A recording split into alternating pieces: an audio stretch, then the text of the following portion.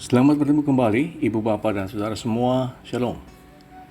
Ini adalah renungan dengan tema Kebangkitan Kristus memberi pengharapan berdasarkan surat 1 Korintus pasal 15 ayat 12 hingga 23. Hari Jumat itu sungguh amat mengerikan. Hari Sabtu hampa, kosong, tanpa gairah, tidak ada apa-apa. Hari Minggu adalah mulia, agung, dan mengubah segalanya. Perjalanan waktu dari Jumat ke Sabtu lantas ke Minggu dapat menjadi sebuah model atau contoh bagi hidup kita. Dari penderitaan menuju kematian, lalu menuju kehidupan. Inilah kehidupan di dalam jagat kecil atau mikrokosmos. Kehidupan di dalam pola yang Yesus kenal dan kita juga semua kenal. Persoalan banyak orang adalah membiarkan hidupnya berhenti pada hari Sabtu. Dia mandek, macet, tenggelam di dalam Sabtu kelabu yang hampa, kosong, tanpa gairah, dan tidak ada apa-apa. Banyak orang membiarkan hidupnya terjebak di antara Jumat dan Minggu, di antara penderitaan dan kehidupan. Kita jangan meniru orang banyak yang hidupnya terjebak pada hari Sabtu. Kita tidak boleh membiarkan hidup kita menjadi hampa, kosong, tanpa gairah, dan tenggelam di hari Sabtu kelabu. Apapun pengalaman kita, betapapun penderitaan yang kita alami, dan bagaimanapun beratnya hidup kita harus berani untuk menerobos, kemudian bangkit, dan memasuki hidup yang baru. Kenapa? Sebab Kristus sudah bangkit. Nah, apa artinya kalau kita katakan dan kita yakini bahwa Kristus sudah bangkit? Ada yang pertama, ini berarti bahwa kita selalu mengalami kehadiran Tuhan bersama-sama dengan kita dalam hidup ini. Ini berarti Tuhan Yesus ada bersama kita di dalam dunia nyata sehari-hari. Ini yang sudah dialami oleh para murid-Nya. Proses kebangkitan itu sendiri tidak pernah diceritakan oleh Alkitab. Yang diceritakan adalah faktanya bahwa hati para murid sudah berubah. Sebab mereka mengalami suatu pengalaman yang luar biasa, yang sangat dahsyat. Mereka bergaul, berbicara, makan bersama-sama dengan Yesus yang bangkit. Memang di antara para murid Tuhan sendiri ada keraguan, ada pertanyaan tentang bagaimana hal itu mungkin terjadi. Jangankan 3 hari di dalam lubang kubur, 1 hari saja mayat sudah menjadi rusak dan membusuk. Apalagi mengingat kondisi Palestina yang udaranya panas luar biasa pada siang hari. Bagaimanakah mungkin proses kebangkitan itu dapat terjadi? Bagaimanakah sel-sel tubuh yang sudah mati dan rusak dapat hidup dan berfungsi lagi? Namun pertanyaan-pertanyaan seperti itu sama sekali tidak digubris. Para murid tidak sempat memikirkan atau merenungkan pertanyaan-pertanyaan yang berbau ilmiah semacam itu. Bagi mereka yang terpenting dan terutama adalah Yesus yang dulu mereka kenal dengan baik, sudah dinyatakan mati dan dikuburkan. Ternyata sekarang ada lagi di tengah-tengah mereka dan bersama dengan mereka. Tuhan dan guru yang mereka kasih ternyata menyapa, menegur, memberi perintah sama seperti sebelumnya. Jadi kebangkitan Tuhan itu mempunyai maksud utama, yaitu kembali kepada mereka yang mengasihi Dia, kepada para murid-Nya, kepada orang-orang yang melayaninya untuk meneguhkan iman mereka dan untuk mendampingi, menemani mereka. Untuk bertemu dengan Tuhan yang bangkit tidak hanya ada satu cara saja. Berdasarkan kesaksian Alkitab, ada orang yang bertemu dengan Dia di pinggir kubur. Ada murid-murid yang bertemu dengan Dia pada waktu malam. Yang lain bertemu dengan Dia di pantai Danau Tiberias. Pada kesempatan lain Dia dijumpai di ruangan atas yang terkunci rapat. Pada kesempatan yang lain lagi Ia dijumpai di tengah perjalanan menuju Emmaus. Sebab itu mencari Dia yang bangkit tidak harus di satu tempat tertentu. Misalnya di Yerusalem, di Tanah Suci, atau di Roma, atau bahkan di gedung gereja. Dia yang bangkit dapat ditemukan di mana saja. terutama di antara mereka yang lemah dan tersisih. Di antara saudara-saudara kita yang haus dan lapar, seperti yang Ia sendiri katakan di dalam Injil Matius pasal 25 ayat 40.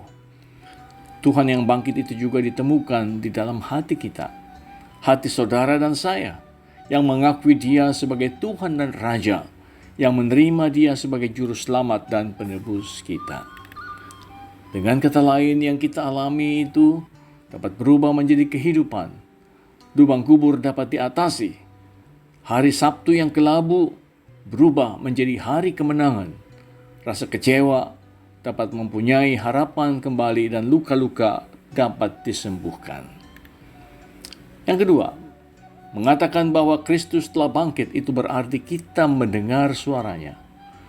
Dia berkata, "Jangan takut. Damai sejahtera bagi kamu, gembalakanlah domba-dombaku. Pergi dan katakanlah kepada semua murid-murid yang lain, jadikan semua bangsa muridku," dan seterusnya dan seterusnya. Tidak ada gunanya bertemu dengan Kristus, lalu mendengar berita bahwa Dia sudah bangkit, apabila hidup kita ini sama saja seperti yang dulu-dulu. Apabila kita tidak mengalami perubahan, maka itu berarti kita ini dablek. Maksudnya sama seperti yang dikecam oleh para nabi. Sekalipun melihat, mereka tidak melihat. Sekalipun mendengar, mereka tidak mendengar dan tidak mengerti.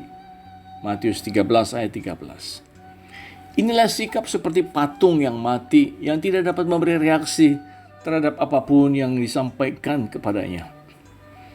Justru sangat berbeda dengan para murid Tuhan. Sebab sesudah para murid mendengar, melihat, dan percaya apa yang telah terjadi, mereka segera pergi menyampaikan kabar baik, kabar gembira kepada semua orang. Menurut tradisi, para murid kemudian membagi diri untuk berangkat ke segala penjuru dunia demi menyampaikan amanat penting dari Tuhan yang bangkit kepada seluruh dunia. Dan akibatnya kita semua pun dapat mendengar kabar baik itu dan mengenal Yesus Kristus sebagai Juru Selamat kita secara pribadi. Iman yang meyakini Kristus telah bangkit itulah iman Paskah yang telah mengubah semuanya. Dengan iman Paskah, para murid tidak tinggal terus di Palestina, tetapi mereka berpencar ke seluruh dunia. Dengan iman Paskah, para rasul mempunyai keberanian untuk bersaksi kepada siapapun, dengan risiko apapun, sebab sekalipun kematian menghadang di depan mata, mereka yakin bahwa kematian dapat dikalahkan dan sudah dikalahkan oleh kebangkitan Kristus. Rasul Paulus mengungkapkan kebenaran ini secara negatif. Andai kata Kristus tidak dibangkitkan, maka sia-sialah pemberitaan kami dan sia-sialah juga kepercayaan kamu. Lebih daripada itu, kami ternyata berdusta terhadap Allah. Jika Kristus tidak dibangkitkan, maka sia-sialah kepercayaan kamu dan kamu masih hidup di dalam dosamu. Kita adalah orang-orang yang paling malang dari segala manusia. Itu sekiranya Kristus tidak bangkit. Tetapi yang benar, Kristus sudah bangkit. Dan karena itulah para murid segera angkat kaki untuk menyebarkan Injil Kristus. Demi menyampaikan kasih Allah, untuk memberitakan kebenaran tentang kerajaan Allah. Iman Paskah telah mengubah segalanya. Iman Paskah telah membawa harapan yang baru. Iman Paskah telah memberikan semangat yang baru. Iman Paskah telah memberi sukacita ganti duka cita, semangat ganti putus asa, kekuatan ganti kelemahan. Pada suatu kali, saudara, ada orang yang menceritakan pengalamannya begini. Aku ingat sesudah bekerja di pusat perguruan tinggi di Portugal, aku pergi ke Norwegia. Aku agak terkesan melihat perbedaan yang mencolok di antara penduduknya. Aku bertanya-tanya bagaimana hal ini dapat dijelaskan. Kemudian aku ingat bahwa kemanapun aku pergi di Portugal, yang aku lihat adalah patung atau lukisan Yesus sebagai bayi yang digendong, atau ketika ia tergantung di salib. Kita memuji dan memuliakan Allah atas peristiwa kedatangan dan kelahiran Yesus, sebab segala sesuatunya tergantung pada inkarnasi, kelahiran Yesus sebagai manusia. Kita tentu juga memuji dan memuliakan Allah atas fakta bahwa Yesus telah mati di atas salib. Tetapi lukisan pertama yang aku lihat ketika mendarat di Norwegia ialah lukisan tentang kuburan yang kosong dengan tiga orang wanita dan malaikat. Ia tidak ada di sini. Ia sudah bangkit. Itulah pesan malaikat Tuhan kepada orang-orang yang datang untuk mencari dia di dalam kuburnya. Pikiran itu segera kuingat. Mungkinkah hal ini dapat menjelaskan mengapa orang Kristen Norwegia begitu berbeda dengan orang Kristen Portugal? Saudara, begitulah yang diungkapkan oleh seseorang. Dia sendiri merasakan, melihat, dan mengalami perbedaan yang sangat mencolok antara rakyat Portugal dan yang mayoritas Katolik dan rakyat Norwegia yang mayoritas Protestan. Walaupun sama-sama Kristen, tetapi kedua negeri itu sungguh amat berbeda. Norwegia jauh lebih sedikit penduduknya, namun jauh lebih makmur ekonominya. Perbedaan itu bukanlah terletak pada Katolik atau Protestannya, melainkan pada fakta, kenyataan, bagaimana orang memandang dan menghayati arti imannya. Kita bersyukur karena Yesus telah datang dan lahir ke dalam dunia. Kita juga bersyukur karena Yesus telah mati tersalib demi menggantikan kita manusia yang berdosa. Tapi kita lebih-lebih patut bersyukur sebab Ia tidak terus mendekam di dalam lubang kubur. Ia telah bangkit dan menampakkan dirinya kepada para murid, memberi perintah dan amanat yang baru supaya mereka dan semua yang percaya kepadanya pergi untuk menyampaikan berita tentang Injil Kerajaan Allah. Saudara, iman Paskah inilah yang harus kita pegangi sebagai senjata untuk melawan segala tantangan di dalam hidup ini. Iman Paskah berarti iman yang berani berjalan terus bersama-sama dengan Tuhan yang bangkit, dengan Dia yang telah menang atas kuasa dosa dan maut. Iman Paskah berarti iman yang memberi pengharapan akan kemenangan, sukacita, dan keselamatan. Amin. Marilah kita bersama-sama berdoa.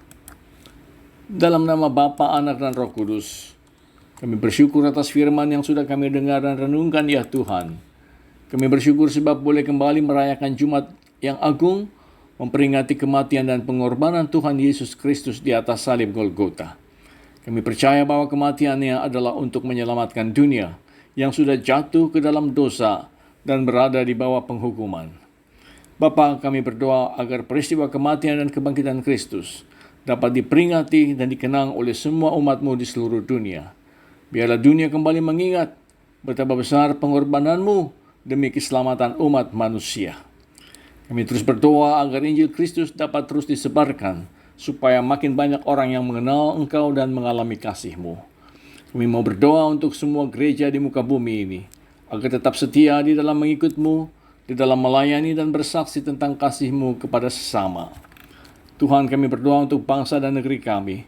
Berilah damai menguasai hati semua orang, supaya kami dapat hidup saling mengasihi, saling menghormati, dan saling menghargai. Kami mau berdoa untuk para penginjil di seluruh dunia. Pakai dan berkatilah hamba-hamba-Mu di mana saja, di dalam menjalankan tugas dan panggilannya yang kudus dan mulia. Tuhan, dengarkanlah doa kami. Demi Kristus kami sudah berdoa. Amin. Saudara, jika Anda merasa renungan ini bermanfaat, Anda boleh meneruskannya kepada orang lain, dan Anda tidak perlu minta izin dulu pada saya. Tuhan memberkati saudara.